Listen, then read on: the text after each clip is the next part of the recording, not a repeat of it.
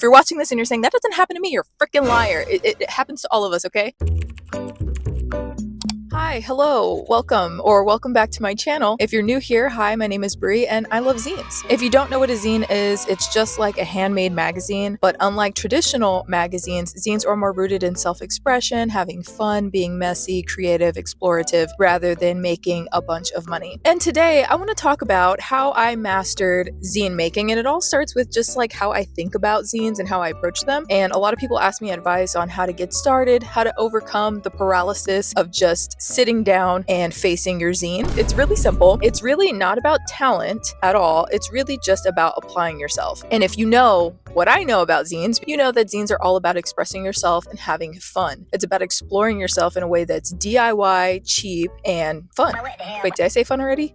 It's really fun. It should be a fun thing. I like to think of zines as a reflection of yourself, or an extension of yourself rather. So just like we're imperfect and we're messy and we make a lot of mistakes, our zines should be like that too. So don't put a lot of pressure on yourself about your zine and just apply yourself. What I found in my 30 years of living is that most people that find success or fulfillment in what they do are usually not the most talented at it, but they just did it anyway. What I found from experience is that a lot of people that make it to what others would deem as success, or maybe they're famous for something, or they're just really well known for what they do, it's just because they did it a lot. These types of people learn to enjoy the moment. They enjoy the now. They enjoy the present. They enjoy the journey. They're not too focused on where the journey will lead to, but these people just found passion in just doing whatever they're doing. See how there's a lot of focus on action and doing? That's what I like to focus on, is just the now moment, what you're doing right now, which is like creating your zine, and not thinking about how the zine will be received by others, if people will like it, if people will buy it. So this is just an example, but what I used to do stand-up comedy. A lot of you guys know that if you watch any of my videos or you just have been following me for a while. What I have found in that area of expertise, I guess you could say, or that field, that most people that found success within that career weren't necessarily the funniest. They just kept doing it until it led to something. But they just had the faith, like, if I keep doing it enough, if I keep throwing spaghetti at the wall, eventually one of the spaghettis will stick. I'm not that messy to mention names of people that I think were not that funny but have found success. But just think about it in any other way, right? Like, think about it in your field. Maybe there's a different area of expertise where you think that someone that had found success in it isn't necessarily the best at it. I think a lot of us can relate to that, where you're just like, why do they get this attention, or why are they famous for that thing? I can do it. And not in a shade way. I'm just saying, like, if you think that someone is more talented or should also be in that spotlight, but they're not, it's like the difference is probably the other person maybe doesn't apply themselves. There's a lot of factors. Okay, I don't want to just say it's not about doing the work, but 9 times out of 10, it's like the most talented people I know, or even in comedy, like the most funniest people I know that should definitely be on stage, just never went on stage enough. It was really that simple. So they didn't get the opportunities that other people that I didn't think were as funny did. But what I could not say about the other person that I didn't think was as funny, I could say that I didn't think that they were funny and I didn't like their jokes, but what I could not say is that they did not have the work ethic to deserve that spot. They definitely deserved the spot that they were in, whether that was fame or getting a lot of shows or getting a lot of money from being on stage. They deserved it because they worked hard at it and they applied themselves. I hope that's an understandable example, but this is all from love and experience, okay? I'm not trying to shade anybody, but I'm just giving a life example of the people that find success in what they want to do, and this could be any variation of success. Success doesn't always mean having a bunch of followers and having a bunch of money, but just that personal fulfillment. The people that I found that are happiest with what they do weren't the best at it when they first started. What they did was just apply themselves, and they kept doing it no matter what other people were saying about them. I know it's hard to apply yourself towards zine making when, one, maybe you don't have a lot of experience in the medium, and so you think that there's a right or wrong way to do it. So let me just dispel that now. There's no right or wrong way to make zines. You can make zines any way you see fit, whatever is accessible to you, and I love to reiterate that in all of my videos. So if you want a little bit more pep talk, just watch the playlist that this video is in, because I have so many of them, guys, because I really just want to drill it in your head that zines are for everyone. I know that a lot of people coming into it, or a lot of people with a personality type that want to make things perfect, I really want that to melt away inside of you, and just know that when it comes to zine making, there's no place for it. I mean, it does happen, and I also get like that sometimes too, but I just want you to think of this as a fun thing, an expressive thing. It does not have to be monetized. It does not have to become your career. It doesn't have to be amazing, brilliant, blow people away. Zine making is just about applying yourself. I know I keep saying this word, hard, but that's what really helped take my zine making to the next level. I stopped thinking about my talent, if I was skilled enough to do it, and I just started. And over time, I definitely got better at zines. It was the only way I could get better at this, is just by doing it and just by getting started. So I want to help you get to that too. And I know it's hard to apply yourself when you don't know how to apply yourself for zine making. So I put together a little bit of tips that I think would be helpful. It's very specific to zine making, but also I think it could apply to other areas of life as well. So I know that it's hard. Uncertainty is an uncomfy feeling, but it's necessary to feel uncomfy sometimes to grow. Hard pill to swallow, but it's true. Okay, so step one of what I would suggest you to do in order to apply yourself towards zine making is to just do it for a month. Block out a month where you can just do zines, make zines consistently. And I'm not saying it has to be every single day of the month, but just make it the month of zine making for you. That way you know at least a few times a week, I gotta make a zine or I gotta work on my zine, okay? I say a month because this allows you to stretch the goal of making your zine or getting started on zines into something that's more reasonable, because I know we all get caught up. This happens to every single person, okay? And if you're watching this and you're saying, that doesn't happen to me, you're a freaking liar. It happens to all of us, okay? Where we get a goal, we get really excited about it, and then we get way too hard on ourselves and take the fun out of it by making it in such a short amount of time. Like, how many times have you told yourself, like, okay, starting next week, I'm gonna eat better, no more junk food, no more beer, I'm gonna be so healthy starting on Monday. Monday rolls around, you're great. You cut out all the candy, all the sugar, all the sweets, all of the bad drinks, all the calories of whatever, and you're doing amazing. Tuesday, a little bit better, but you're like, what's a little sip of soda gonna hurt? That's not gonna hurt anybody. Nobody's gonna even know. Wednesday, you're completely burnt out. You give it all up, and then you eat even more sweets and junk than you ever did in your entire life. You burn out. You've all done it, okay? Maybe it's not in terms of like eating unhealthy stuff, but we've all set unrealistic goals for ourselves that were way too hard to achieve. We set the expectations very high. So then when we fail on it, or we don't reach that unattainable goal, we get really down on ourselves and depressed and really self-deprecating, as if, well, I was never going to achieve that anyway, so why did I even think I could do that? Do you see what you did there? You did that to yourself. It's like a subconscious thing where you believe, I don't think I could really achieve that thing. So subconsciously, you made the goal really hard for yourself, so inevitably you would fail, so you can tell yourself, well, I wasn't even going to be able to do that thing anyway. It's all a mental game, right? Guys, life is just a game. Life is just a game. None of this is real, all right? I'm trying to help you hack the system of your brain because it's constantly trying to sabotage you because it wants to keep you safe. That's all it's doing. It's a loving thing, but it's not helping you grow. So in order for you to get better at zine making, the first thing I would suggest is to do it for a month. Just try it consistently for a month. Even just a few days a week is really going to help you condition that behavior and turn it into a habit. It's going to make it easier for you to do this thing when you just start doing it more consistently than you've ever done before. Maybe you have a hard time trying to fit it into your schedule. If you set the goal for a month, you can find a few minutes or maybe an hour block within that month to start making your zine, all right? Don't tell me you can't, okay? Because I know from personal experience, I can make time for a bunch of other unhealthy, toxic shit, but then when it comes to doing something that's actually for my betterment, that's actually for my greater good, I could find a million excuses, all right? If I could find time to go out drinking beers with my friends, even though I have goals in the gym, I could sit down and make a zine. Okay? And so can you. All right, and the second way that you can apply yourself is to just make a draft. Make a draft, make a dummy, make a prototype, whatever you want to call it. Just start with a practice zine.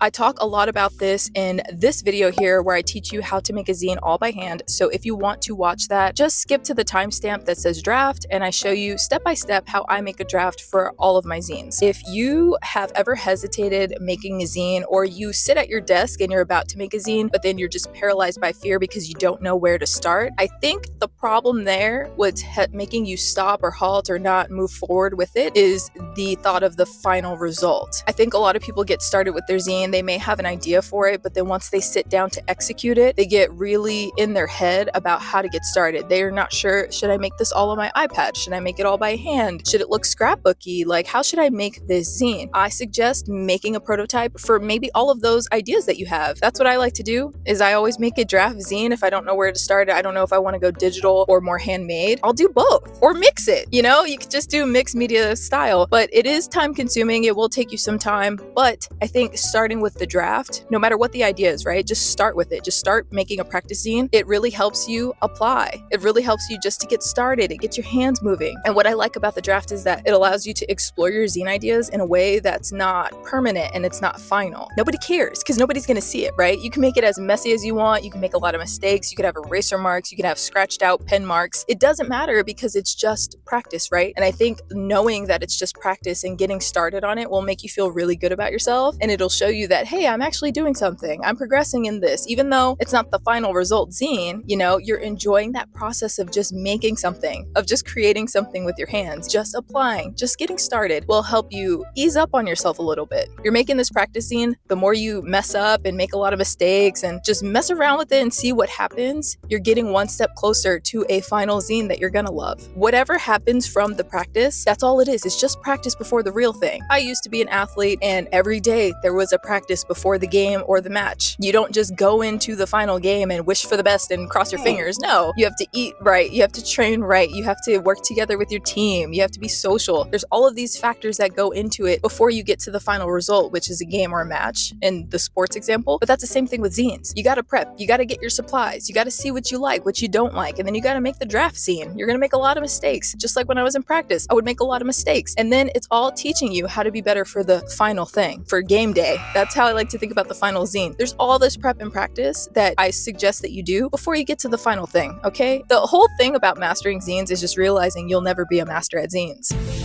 Mind blown? Are you mind blown?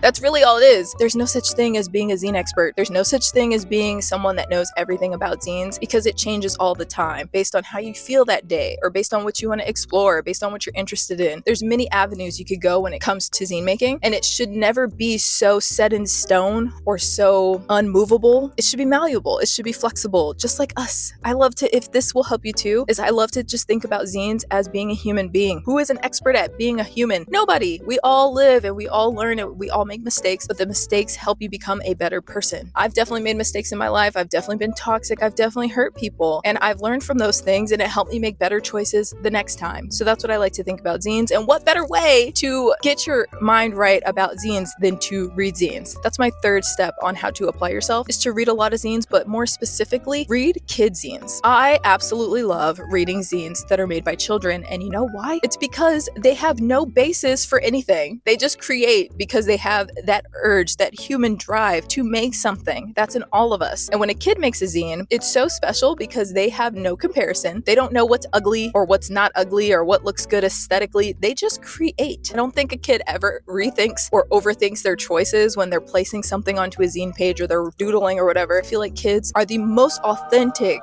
version of any human being because they have no way to compare themselves to anyone else. Not until they're older, right? When society drills it in your head that you have to be a certain way, or maybe their parents try to push them into an avenue that's really not for them, but they're just vicariously living through their child. That's not there yet. They're very free, they're very liberated, and that's why I love reading children's zines so much, because they're just being so themselves, and it really inspires me to keep being myself. One of these zines, this one's so cute. I really think this will inspire you to get in touch with your inner child and just to let go. When you're making a zine, just think about you're making a zine with your 5-year-old self. Like, how would you talk to your 5-year-old self and tell them how to make zines? Would you be hard on them and be like, That washi tape doesn't go there. It doesn't match the aesthetic of my pink cover. no? I think you're going to allow them to create freely without being so strict on them. And that's how I want you to speak to yourself. How would you teach a kid about zines? You wouldn't be so harsh on them, would you? So why are you so harsh on yourself? Back to the zine example. This one is so freaking cute. I got this a few years ago. This child's mom actually sent me their zine. This one is called Fun Facts About Horses for Kids. Horse coat colors, and it just lists all the horse coat colors that this kid knows about. Bay, brown, black, gray, chestnut, dun, buckskin, spotted, and more. On the next page it says some common horse breeds are Appaloosa, Arabian, Quartet, thoroughly Frisian, and paint horse.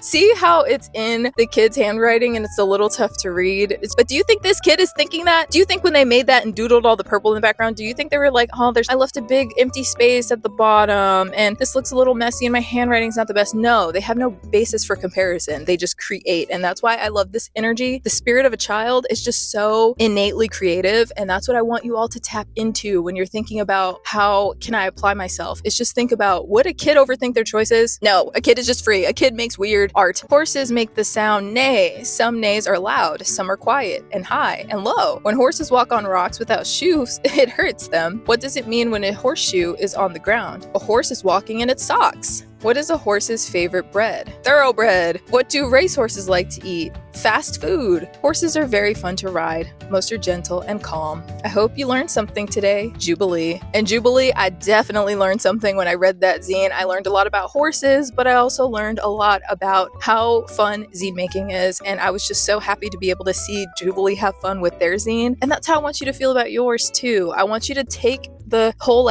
capitalistic nature out of it, or just the societal pressures out of it, okay? Stop thinking about, will my zine make money? That's very human, I understand, and as someone that runs her own small business and has zines inside of my shop, but you gotta stop focusing on that. The only way to get your zine to sell is stop thinking about if it will sell and just create something that's authentic to you and that made you excited. That saying, if you build it, they will come. I really believe in that. Just be specific to you, be weird. Make shit that will freak people out. You're gonna find your tribe that way. It's like this weird thing where the more specific you are about yourself and just diving into your niche interests and topics and personality traits, the more people it attracts, because there's a lot of people hiding themselves. You will be shocked how many people are just hiding behind something because they don't know if it's safe to come out. And I want you to know, when you take off your mask, other people want to too. Why did I start crying? I hope it didn't scare away the hose. But do you see what I mean about reading a child zine? It really just taps you into something that's just so what life is about. It's just really beautiful. It's really, really special. All zines are valid, whether they look really good and they're perfect with no typos, or whether they're the exact opposite of that. They're all zines, okay? So I want you to really just tap into your inner child. Kids by nature just understand arts so much because, like I keep saying, they have no way of identifying what's weird or not until the world tells them. And it's all a lie. It's all a lie, okay? We need more weirdos. We need more freaks, okay? Ways that you could find zines to read that are made by children is just by going on Pinterest. A lot of teachers like to upload when their class makes zines and share them on there. Or you could find blogs and just Google zines made by children. I found a lot of blogs that way that showed a lot of examples of zines. And you can also ask a teacher, just if you know a teacher personally. I know a lot of us do. I have so many teacher friends, and they a lot of times will have kids make pamphlets or zines for science projects or history projects, and then they'll show me examples there. I also suggest going to your local zine fest, because a lot of times, I'm very surprised by this, people will bring zines that their kids made. Just because they're obsessed with zines, they'll have their kids make some and then they'll bring them to the fest. And that's something I'll do in the future. If I ever have kids, I'm gonna be a zine mommy for sure. And also, if you need tips on how to trade zines or be safe when it comes to acquiring zines from minors or children, watch this video, please. I do talk about it in there. I highly suggest not setting up trades with children, just because I'm in the interest of protecting them, and just because maybe you and I are safe people to have a child's address and not do anything nefarious with it. There are unfortunately a lot of bad people in this world that would probably misuse that information. So I always say err on the side of caution and do not set up physical zine trades with minors or children. There's a lot of ways that you can acquire zines by children that don't involve you having to get them to share personal information with you. So just be safe and just think about it. If they think you're okay to send an address to, they're going to think every adult is okay to send an address to, and that's not necessarily true. Okay, so use your discernment, use your best judgment when it comes to that. But those are some ways that you can find zines that are made by children. So that was how I master zines, y'all. It's really that simple. Be fun, have fun, do a lot of things outside of zines. That really helps with your zine making as well. Get a life. Don't obsess about your zines so much. I feel like when you give your zine space to breathe and you go away from it and do other things and return back to zines, you'll be really satisfied with it, with the process. You'll have more fun with it. That's all I want to say for today. I hope you guys enjoyed your video. Let me know what you think in the comments. And if you'd like to make your support go even further, definitely check out my links down below for my zine club that you can join. You can also shop with me at Bree's Tiny Print Shop. That's where I sell all of my zines. And I do have a few new arrivals that maybe you might like. So if you want to support me, definitely check out those links. Until next time, guys. Bye.